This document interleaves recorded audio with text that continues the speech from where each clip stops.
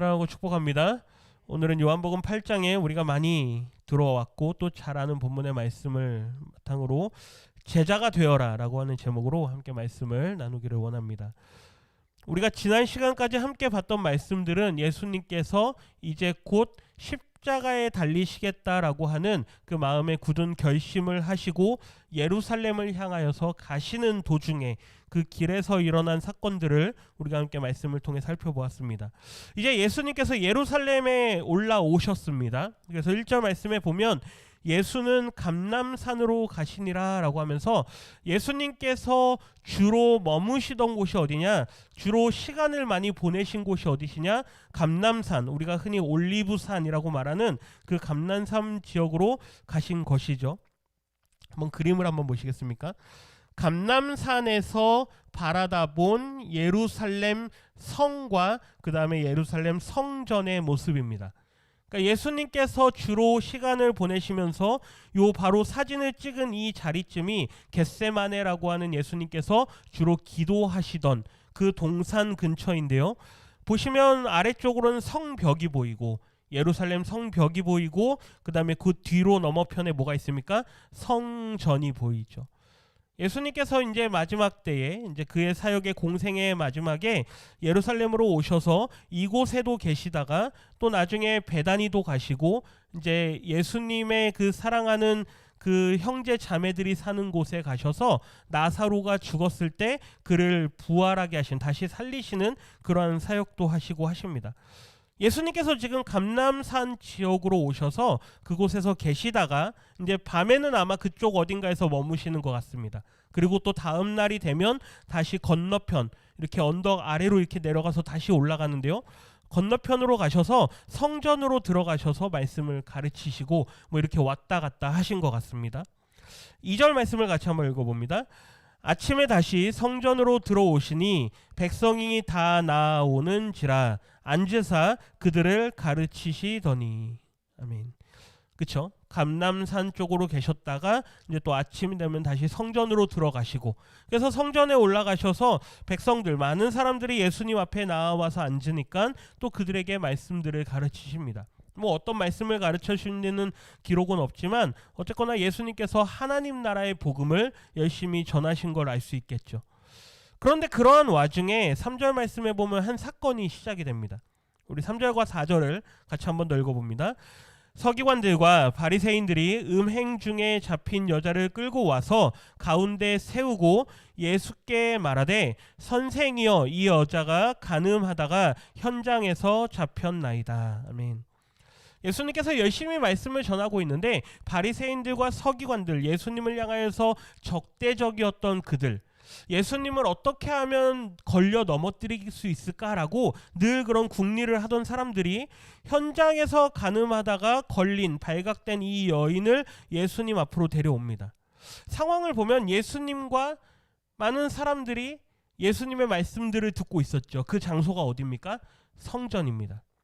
성전 안에서 예수님께서 열심히 말씀을 전하고 있었는데 갑자기 한 여인이 뭐 제대로 옷도 추스리지 못한 상태로 그냥 끌려왔습니다. 그리고 그 사람을, 그 여인을 서기관들과 바리새인들과 또 많은 사람들이 예수님 앞으로 데리고 온 거죠. 한번 이 그림을 머릿속에 좀 그려 넣으시고 이제 나는 누구의 입장에서 이 말씀을 바라볼 것인가에 대해서 오늘은 좀 생각을 해볼 겁니다. 분명 예수님께서는 늘 하시던 대로 성전에 오셔서 말씀을 전하고 있었죠. 그런데 원치 않게 예수님의 생각과는 다르게 어떤 사건이 하나 끼어듭니다. 그러면서 이 사람들이 예수님을 향해서 하는 말이 있는데요. 우리 5절 말씀 다시 한번 읽어보겠습니다. 모세는 율법에 이러한 여자를 돌로 치라 명하였거니와 선생님은 어떻게 말하겠나이까. 모세의 율법에는 이렇게 간음하다가 만약에 어떤 한 여인이 혹은 어떤 남자가 자기의 결혼한 배우자가 아닌 다른 사람과 어떤 그런 부적절한 관계를 맺을 때는 반드시 죽이라라고 하는 율법이 있는데 당신은 어떻게 말하겠습니까? 신명기 20장의 말씀을 근거로 말합니다. 누구든지 남의 아내와 간음하는 자, 곧 그의 이웃의 아내와 간음하는 자는 그 간부와 음부를 반드시 뭐 할 것이다? 죽일 것이다.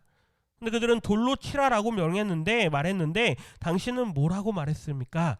요한복음을 기록한 이 사도 요한은 그들이 어떠한 목적으로 이러한 일을 벌였는지에 대해서 기록을 합니다. 6절 상반절 말씀 한번 보십시오. 그들이 이렇게 말함은 고발할 조건을 얻고자 하여 예수를 시험함이로라. 이렇게 말한 이유가 뭐냐? 예수님을 뭐 하려고 한다? 고발하려고 한다. 어떻게 하면 저 예수, 눈에 가시와 같은 저 예수를 잡을 수 있을까? 어떻게 하면 저 사람을 처리할 수 있을까라고 하는 그러한 생각들을 하다가 한 여인을 발견하게 됐고, 예수를 시험하기 위해서, 지난 주일날 말씀 기억하십니까? 우리를 시험에 들게 하지 말아 주십시오라고 하는 그 기도, 거기서 그 시험이라는 명사가 페이라스모스라고 하는 헬라어 명사인데 이건 동사입니다. 시험하다. 그래서 페이라조라고 하는 헬라어 단어는 유혹하다라는 뜻이 있고, 또 다른 의미는 시험하다, 테스트하다. 기억하십니까? 하나님은 우리를 시험하시는 분이시지 유혹하시는 분은 아니십니다. 그런데 이 바리새인들과 서기관들은 예수님을 지금 뭐 하려고 합니까? 유혹하는 거죠. 어떻게 하면 걸려 넘어지게 할까? 그래서 예수님을 시험하는 겁니다.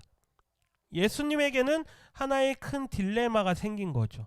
이렇게도 하지 못하고 저렇게도 하지 못하는 상황입니다. 한번 보십시오. 예수님의 평상시의 가르침이 뭐냐? 예수님께서 사람들에게 평상시에 보이셨던 모습은 뭐냐? 사랑하라. 그렇죠? 사랑하라. 원수를 사랑하고 하나님을 사랑하고 이웃을 사랑하고 사랑하라라고 하는 게 예수님의 가르침이었습니다. 그런데 예수님도 유대인 남자이고 율법을 따르는 사람이기 때문에 그들에게는 반드시 행해야만 하는 것이 있습니다. 그게 뭡니까? 율법의 준수입니다. 율법을 반드시 행해야만 하는 거죠.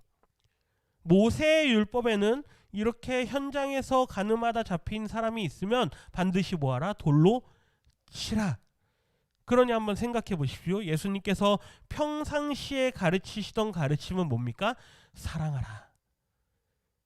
그러니 예수님께서 만약에 그래도 사랑하라, 그래도 용서하라, 그래도 자비를 베풀어라 라고 말씀하시면 예수님은 지금 뭘 범하게 되는 겁니까?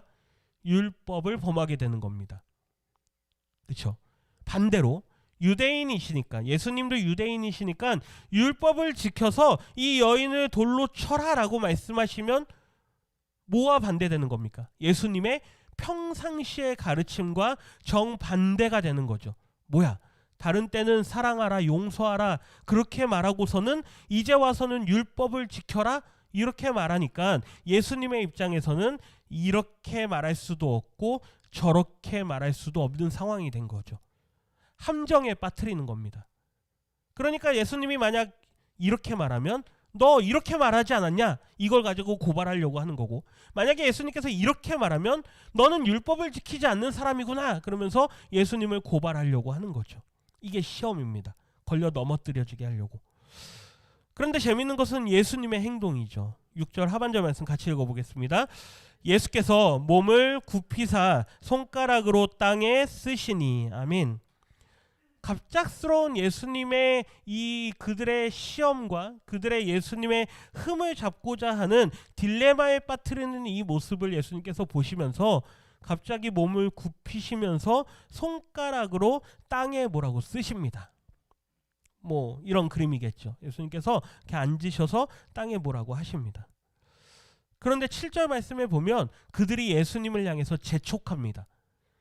그들이 묻기를 마지 아니하는지라. 이 마지 않다라는 얘기는 반복해서 한다는 얘기입니다. 예수님께 계속해서 뭐라고 대답하시겠습니까? 빨리 좀 대답하십시오. 당신은 이 여인을 어떻게 처리하겠습니까? 예수님을 계속해서 재촉합니다.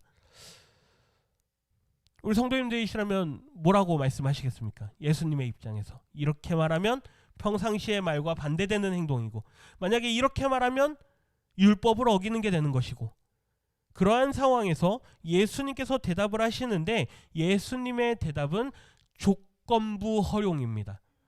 허용을 하십니다. 돌로 뭐 하라? 쳐라. 돌로 쳐라라고 허용은 하시는데 거기에 뭐가 붙냐면 조건이 붙습니다. 우리 7절 하반절 말씀을 읽어보겠습니다. 이에 일어나 이르시되 너희 중에 죄 없는 자가 먼저 돌로 치라 하시고. 아멘. 일어나시면서 하시는 말씀이 뭐냐? 돌로 치라. 그런데 누가 돌로 치라? 너희 중에 죄 없는 자가. 예수님의 대답이 어떻습니까? 흔히 말해서 아주 기지가 넘치는 그런 대답 같으십니까? 아니면 아주 훌륭한 명대답 같으십니까? 너희 중에 죄 없는 자가 먼저 돌로 치라. 이것은 예수님께서 그들에게 무언가를 상기시켜주고 있는 말씀이면서 동시에 예수님의 행동입니다. 그러고 그렇게 말씀을 하시고 나서 다시 어떻게 하십니까? 몸을 또 굽히셔서 손가락으로 땅에 쓰십니다. 마찬가지로 이런 그림처럼 이렇게 손가락으로 땅에 쓰셨겠죠. 제가 질문 드리겠습니다. 예수님께서 땅에 뭐라고 쓰셨을까요? 성경에는 기록되어 있지 않습니다. 그렇죠? 아마 이런 그림을 그리셨을까요? 이렇게 해도 그리시고 이렇게 그림을 그리셨을까요? 예수님께서? 아니면 저희 아이들도 마찬가지지만 가면 많이 하는 게 있습니다. 이렇게 하트 그림을 그리셨을까요? 아니면 누구 왔다감 이런 거? 아니면 바닷가에 가면 누구누구 사랑해 이런 글씨를 쓰셨을까요? 성경에는 예수님께서 거기에다가 어떤 내용을 쓰셨는지는 우리에게 알려주고 있지 않습니다. 그러니 거기에다가 예수님께서 손가락으로 무슨 내용을 썼느냐라고 하는 그 내용은 우리에게 중요하지 않습니다. 그런데 중요한 게 하나 있습니다. 예수님께서 취하신 행동입니다. 이해가 되십니까? 손가락으로 쓴 내용이 중요한 게 아니라 예수님께서 의도적으로 2번에 걸쳐서 몸을 굽히시고 땅에다 무언가를 쓴다라고 하는 건 상징적으로 그들에게 보여주는 행동이죠. 뭘까요? 하나님께서 모세의 돌판에 율법을 기록하시는 모습입니다. 상징적으로 보여주는 거죠. 그 내용이 중요한 게 아니라 땅에다 글을 쓰는 모습을 보여주시고 나서는 너희 중에 죄 없는 자가 돌로 치라. 이 말이 뭘까요? 너희들은 그 율법, 하나님께서 직접 써주신 그 율법을 너희들은 잘 지키고 사느냐?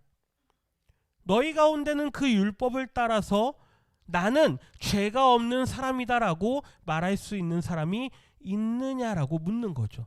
예수님께서 땅에다가 글씨를 쓰는 이 행동은 하나님의 모습을 보여주는 겁니다. 율법을 너희에게 준 자가 누구냐? 너희는 모세의 율법을 이야기하는데 그 율법을 주신 분이 누구냐? 하나님이시지 않느냐? 내가 누구냐? 하나님의 아들이지 않느냐? 나는 너희에게 율법을 주는 자다. 마태복음에서는 그 율법을 완전하게 하는 자다. 요한복음에서는 직접 율법을 쓰시는 하나님으로 그 모습을 보여주십니다. 이 말씀을 듣고 9절 말씀 같이 한번 읽어보겠습니다. 그들이 말씀을 듣고 양심의 가책을 느껴 어른으로 시작하여 젊은이까지 하나씩 나가고 오직 예수와 그 가운데 섰는 여자만 남았더라. 아멘. 예수님께서 그 행동을 취하시고 너희 중에 죄 없는 자가 먼저 돌로 치라라고 하는 그 말씀을 들은 사람들이 어떻게 합니까? 양심의 가책을 느낍니다. 여기서 말하는 양심의 가책이라는 건 나도 율법을 완전히 지키는 사람이 아니다라는 얘기죠. 나도 죄인이다라는 걸 그들이 깨닫습니다. 그래서 어른으로 시작해서 젊은이까지 혈기왕성하여서 돌을 들고 저 사람은 죽어 마땅해라고 외치면서 왔던 사람들이 하나씩 돌을 내려놓고 그 자리를 떠납니다. 성전 밖으로 나가는 거죠. 그 자리에는 누구만 남습니까? 예수님과 여인만 남습니다. 여기까지의 말씀을 통해서 우리가 깨달을 수 있는 것이 하나 있습니다. 예수님의 말씀, 죄 없는 자가 돌로 치라라고 하는 그 말씀을 들었을 때 과연 우리는 어떻게 반응하냐 이거죠. 우리는 그 사람들이 눈에 보이십니까? 이 여인은 죽어 마땅한 여인이야 라고 하면서 마치 나는 그 무리 가운데 있는 사람이 아닌 그냥 객관적으로 이 상황을 멀리서 보는 것처럼 남일 보듯이 이 말씀을 보십니까? 그게 아니죠. 우리도 어디 안에 있었을까요? 그 무리들 안에 있었습니다. 이 여인은 죽어 마땅한 여인이야. 이 사람은 죄인이야. 이 사람은 말도 생각도 행동도 늘 우리가 상종하지 못할 사람이야. 얼마나 우리는 마음으로 그들을 정죄하고 얼마나 우리는 그들을 판단하고 비판하면서 살았습니까? 우리 역시 그 무리 가운데 있었던 사람입니다. 또 한편으로 생각해 볼까요? 우리는 과연 이 여인과 별 차이가 없는 사람일까요? 아닙니다. 우리도 이 여인과 별반 차이가 없는 사람이죠. 지난 몇 주 동안 우리가 계속해서 말씀들을 이렇게 되새겨보면 예수님께서 사람들을 바라보시는 시각과 사람들끼리 바라보는 시각이 다르다라는 걸 알 수 있죠. 사람들은 언제나 상대적으로 봅니다. 그래도 저 사람보단 내가 낫지. 바리새인 시몬이나 죄인 여인이나 오늘 이 자리에 온 이 무리들이나 이 현장에서 잡힌 이 여인이나 자기들끼리 서로 볼 때는 내가 더 나은 사람이다. 그러니 당신은 어떻게 하려냐? 이런 식으로 늘 사람들을 상대적으로 평가합니다. 그런데 그 무리 속에 있었던 사람들 역시 우리이고 이 현장에서 가늠하다 잡힌 이 죄인 여인 역시 우리입니다. 그냥 이 상황을 그냥 남일 보듯이 보시면 안 된다는 얘기죠. 말씀을 보시면서 이 여인은 용서받았다. 이렇게 말씀을 보시면 안 된다는 얘기입니다. 용서받은 사람이 누구입니까? 우리란 얘기죠. 또 한편으로 정죄하면 된다 안 된다? 안 된다. 이 사람들은 정죄하던 사람들이다. 근데 그게 누구라고요? 우리라고요. 우리가 정죄하던 사람이었고 우리가 용서함을 받는 사람이란 얘기죠. 이 두 사람들의 입장에 서야 이 말씀이 우리에게 주시는 말씀이 되는 겁니다. 그게 아니면 항상 이 예수님과 관련된 복음서의 말씀은 남 이야기죠. 우리의 이야기가 되지 않습니다. 같이 한번 읽어보겠습니다. 율법으로부터 자유한 사람은 단 한 사람도 없습니다. 그 무리들이나 이 잡혀온 여인이나 율법으로부터 자유한 사람은 단 한 사람도 없습니다. 너희 중에 죄 없는 자가 먼저 돌로 치라. 이 사람들은 죄가 있습니까? 없습니다. 이 여인은 죄가 있습니까? 죄송합니다. 이 사람들은 죄가 없습니까? 있습니다. 이 여인은 죄가 없습니까? 있습니다. 모두가 다 죄가 있는 사람들이죠. 그러니 율법의 기준으로 보면 구원함을 받을 사람도 하나 없고 자유할 사람은 더더욱 한 사람도 없습니다. 그럼 예수님께서 과연 오늘 말씀을 통해서 우리에게 주시고자 하는 건 뭐냐? 여기까지는 우리가 죄인이구나. 내가 그 무리 중에 하나였고 그리고 이 여인과 같은 나도 범죄한 죄인이구나. 이걸 깨닫는다면 이제 그 다음 단계로 나아가야만 합니다. 지난 몇 주 동안 우리는 계속해서 우리는 과연 사람들을 어떻게 평가하느냐? 내 믿음이 낫다. 저 사람의 믿음이 나보다 낫다. 저 사람의 믿음이 나보다 못하다. 이런 식으로 상대적으로 보지 말고 절대적인 입장에서 하나님께서 우리를 바라보시는 그 시각을 가지라라고 말씀을 드렸죠. 이어지는 다음 단계입니다. 10절 말씀 읽어보겠습니다. 예수께서 일어나사 여자 외에 아무것도 없는 것을 보시고 이르시되 여자여 너를 고발하던 그들이 어디 있느냐? 너를 정죄한 자가 없느냐? 여인을 향해서 물어봅니다. 이제는 둘만 남았습니다. 너가 죄를 지은 것을 내가 잘 안다. 그런데 너를 고발하던 그들이 어디 있느냐? 너를 정죄한 사람이 있느냐 없느냐? 없습니다. 여인이 대답하죠. 없습니다. 저를 정죄한 사람이 아무도 없습니다. 예수님께서 말씀하십니다. 나도 너를 정죄하지 않는다. 빨간 글씨만 읽어봅니다. 가서 다시는 죄를 범하지 말라. 아멘. 예수님께서 이 여인을 향해서 말씀하죠. 너가 그동안 어떠한 삶을 살았는지 안다. 그리고 너가 하나님 앞에 이제 용서함을 받은 사람으로 살아가기를 원한다. 그러니 다시는 죄를 범하지 마라 라고 말씀하시죠. 이 말씀에서 재밌는 건 예수님께서 이 여인의 죄의 용서에 대한 선포를 하시진 않으십니다. 보이십니까 말씀이? 이 여인을 향해서 너의 죄가 용서함을 받았다라고 하는 죄 용서에 대한 선포는 하지 않으십니다. 다만 나도 너를 뭐 하지 않겠다? 정죄하지 않겠다. 너의 죄가 용서함을 받았다라고 하는 말씀 대신 나도 너를 정죄하지 않겠다라고 하면서 조건을 하나 다십니다. 가서 다시는 뭐 하지 마라? 죄 짓지 마라. 여기까지만 만약에 우리가 말씀을 읽으면 아 그렇지 이제는 뭐 하게 살아야지. 죄 짓지 말고 살아야지. 그런데 다시 한번 생각해 보십시오. 우리가 죄 짓지 않고 산다고 해서 죄를 짓지 않을 수 있을까요? 없습니다. 여전히 우리는 죄를 짓고 삽니다. 한번 생각해 보십시오. 예수님께서는 이 여인을 향해서 너의 죄가 용서함을 받았다라고 말씀하지 않습니다.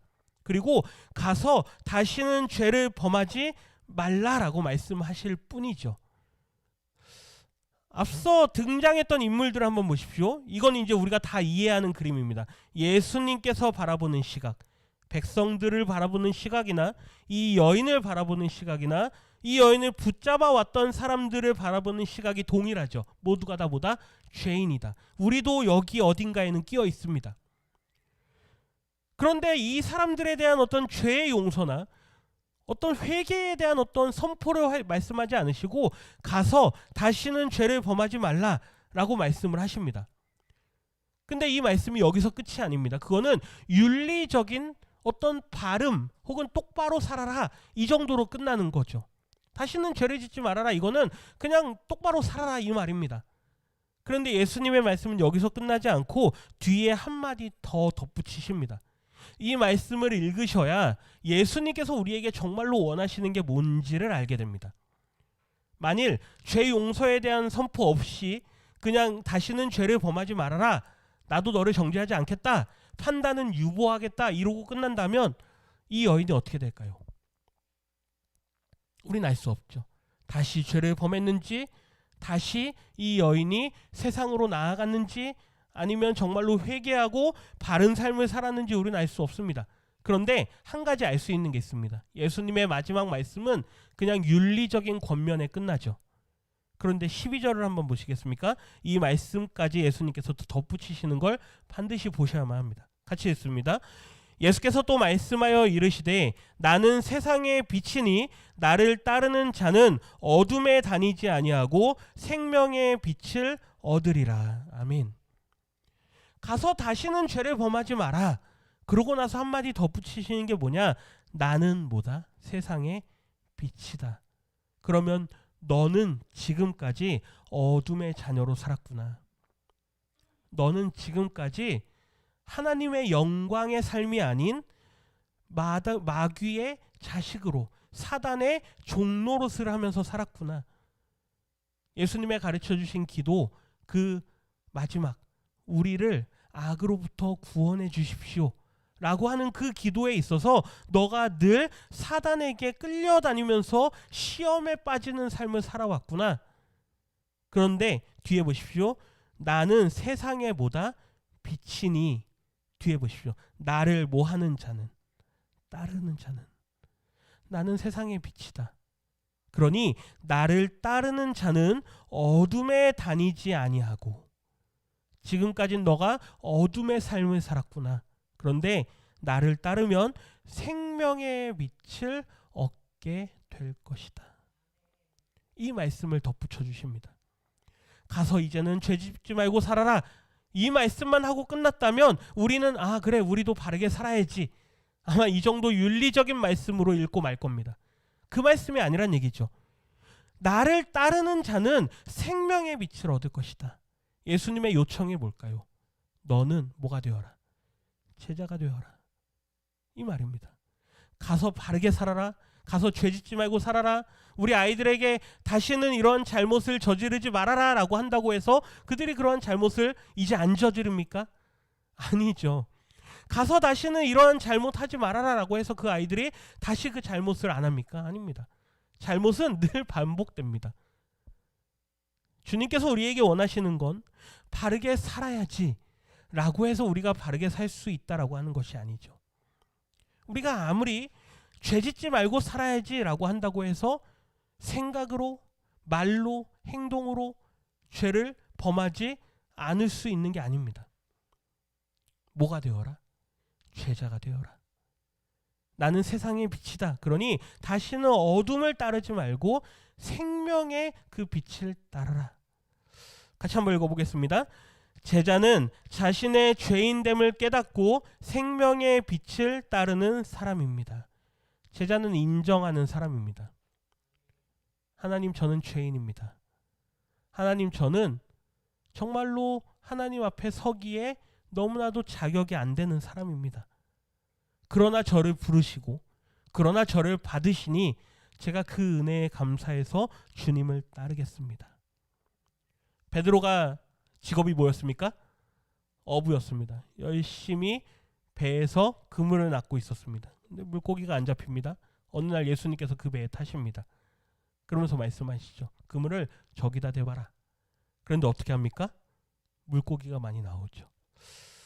누가복음 5장에 그 말씀을 기록하는데요. 같이 한번 읽어보겠습니다. 시몬 베드로가 이를 보고 예수의 무릎 아래에 엎드려 이르되 주여 나를 떠나소서 나는 죄인이로소이다 하니.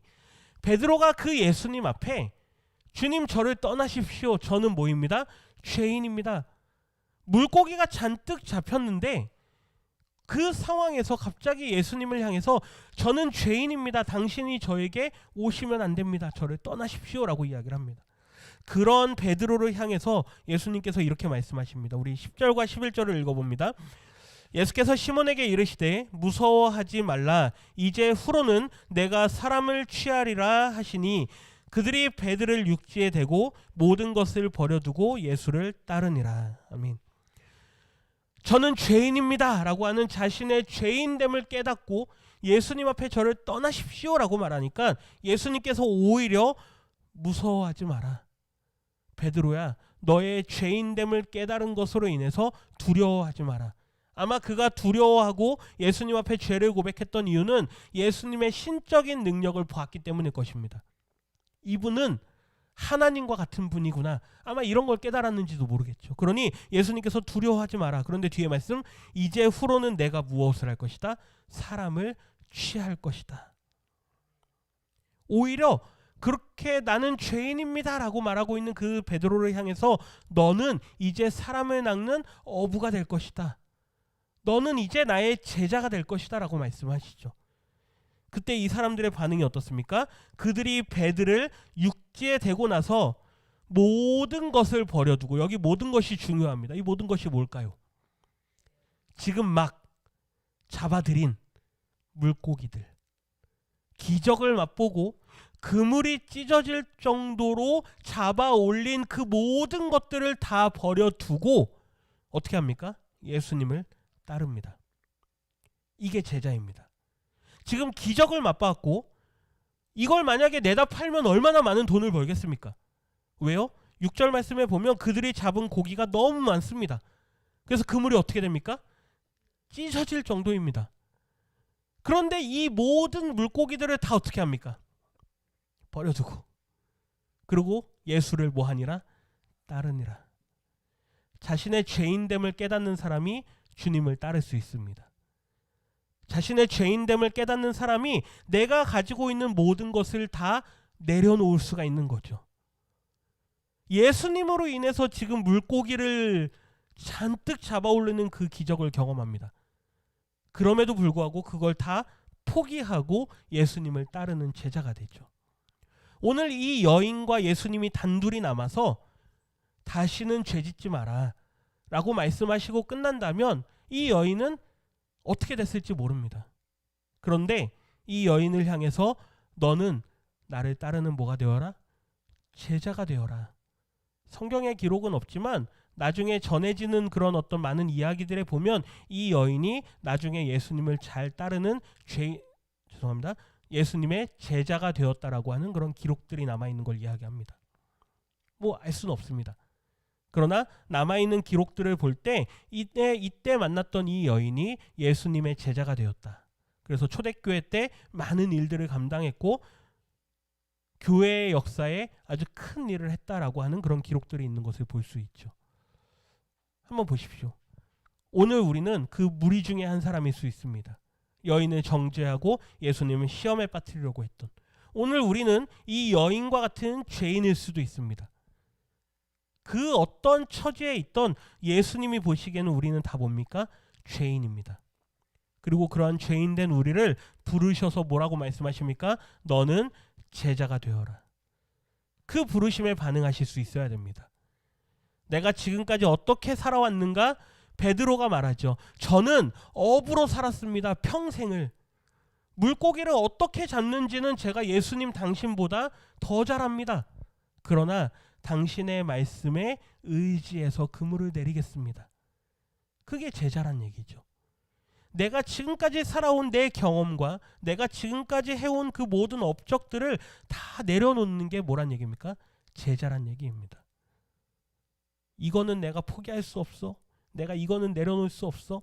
내가 지금까지 이렇게 살아왔는데 내가 지금까지 살아온 내 인생을 내가 포기할 수 없어.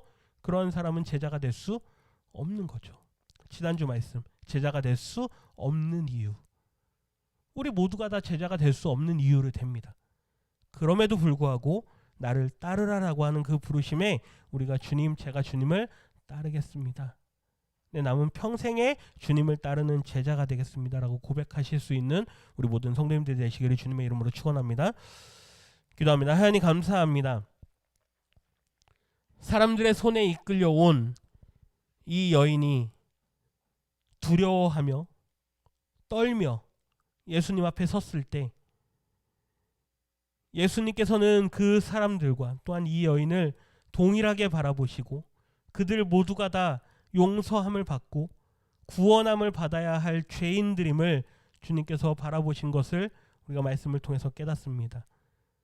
그날 그 자리에 우리는 어디에 있었는지, 과연 여인을 정죄하던 자리에 있었는지 아니면 여인과 같은 죄인의 자리에 있었는지, 그러나 우리를 바라보시면서 내가 너를 사랑한다, 내가 너를 정죄하지 않겠다, 그러나 회개하고 나를 따르는 제자가 되어라 라고 말씀하실 때 우리가 주님을 신실하게 믿고 따르는 제자들이 되기를 소원합니다. 하나님, 우리의 평생의 삶에 주님의 그 말씀을 따라 살아가며 하나님의 영광을 위한 삶을 살아가는 주님의 제자들이 될 수 있도록 주님 은혜 베풀어 주시옵소서. 너는 제자가 되어라 우리에게 명령하실 때 주님의 그 부르심에 우리가 가진 그 모든 것들을 내려두고 주님을 믿고 따라갈 수 있는 믿음을 우리에게 허락하여 주시옵소서. 감사드리며 예수님의 이름으로 기도드립니다.